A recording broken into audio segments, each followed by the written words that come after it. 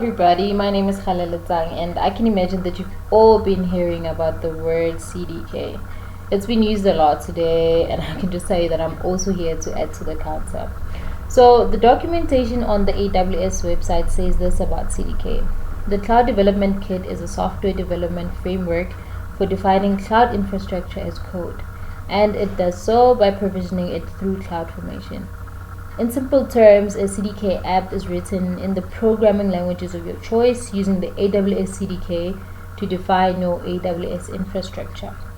The app you create defines one or more stacks, which will contain constructs, which are the ones that define one or more AWS resources that you will be using. So, for example, it could be Lambda, it could be S3, it could be DynamoDB, and so forth.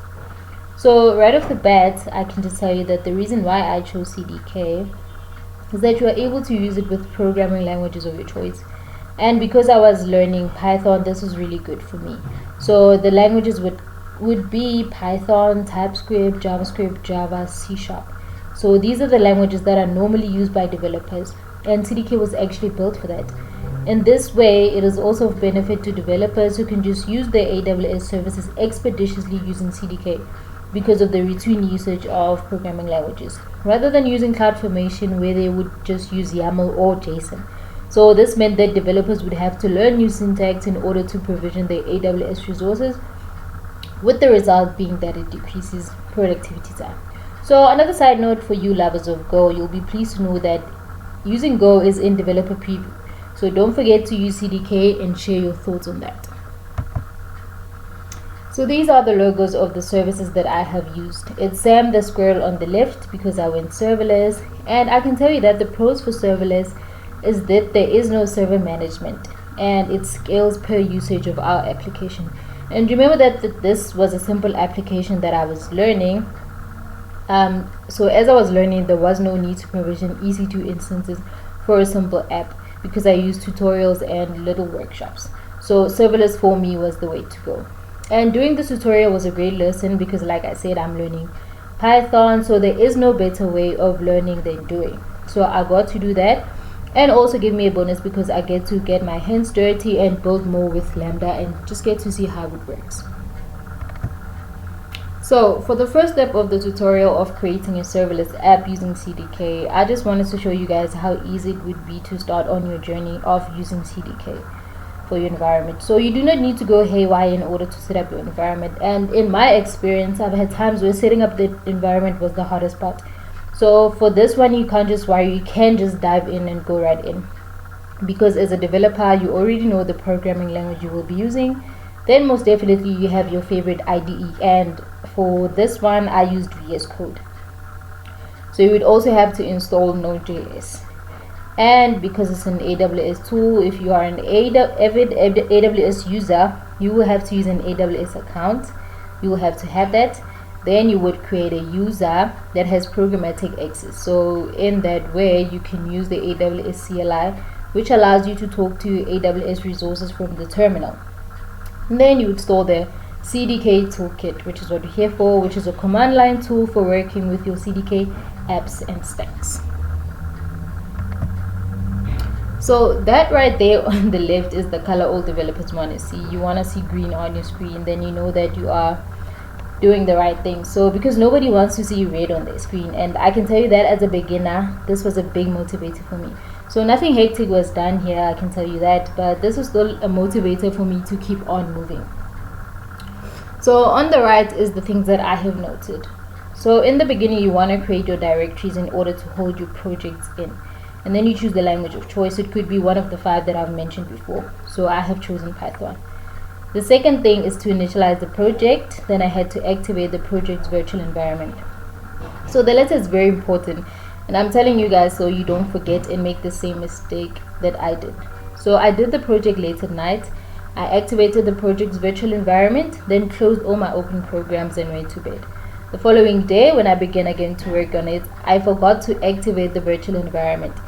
So there I was installing my apps dependencies and wanting to access modules that were installed in the VM, and I most definitely got errors.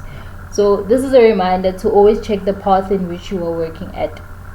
.venv is what you want to see at the beginning of your path, because you want to activate the virtual environment So this is just a reminder. I went through it so you don't have to. You always have to activate your virtual environment.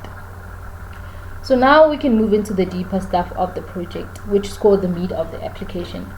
I can just tell you guys about the CDK stacks because these contain constructs, each of which would define your AWS resources and would be represented as types in the programming language of your choice, as I have explained.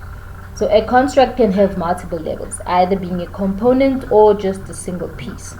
A component could either be an API gateway that you would use with a Lambda function, and maybe that would upload to your S3 bucket. So that would be the group of your component. Then the single piece would just be you using Lambda.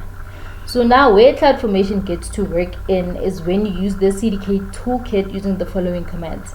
So CDK synth, it's the toolkit that provides the ability to convert one or more AWS CDK stacks to AWS CloudFormation templates and related assets. So it's a process called synthesis, CDK synthesis, and to deploy your stacks to an AWS account. And we would do that by using the command CDK deploy to simply deploy the specified stacks to our account. And for people who'd want to be extra meticulous, you would use the CDK diff just to see differences between our CDK app and what will be deployed. It simply allows you to see the modifications you have made, and it does so by comparing the specified stack with the deployed stack or a local CloudFormation template. So now moving on to the CDK construct library.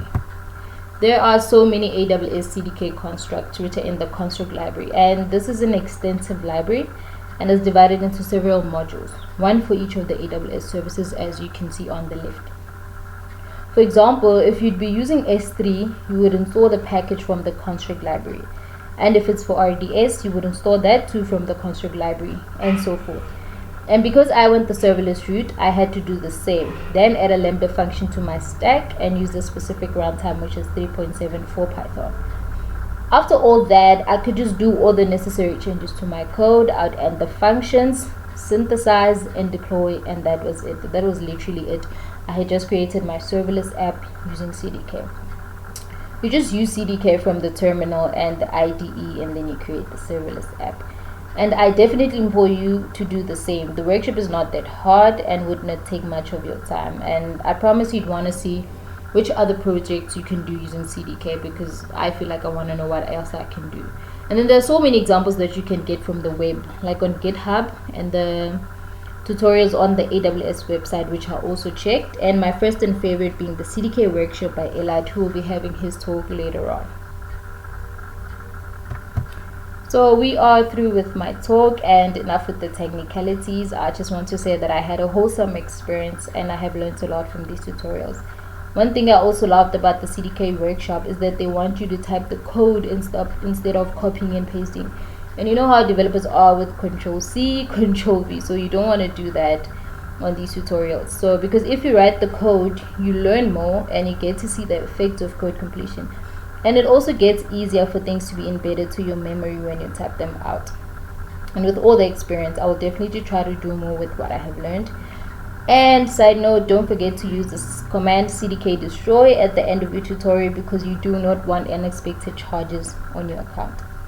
So I'd love to give thanks to Taiti and Veliswa, who have helped me create this talk and definitely keep me on my toes with the tasks that I had to do in order to give you guys this talk.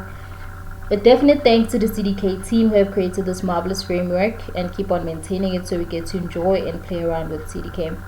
My name is Khali, and thanks for giving me 10 minutes of your time. Follow me on Twitter, LinkedIn, and do check out my work in progress blog where I get to digress some of my learnings. Thank you guys.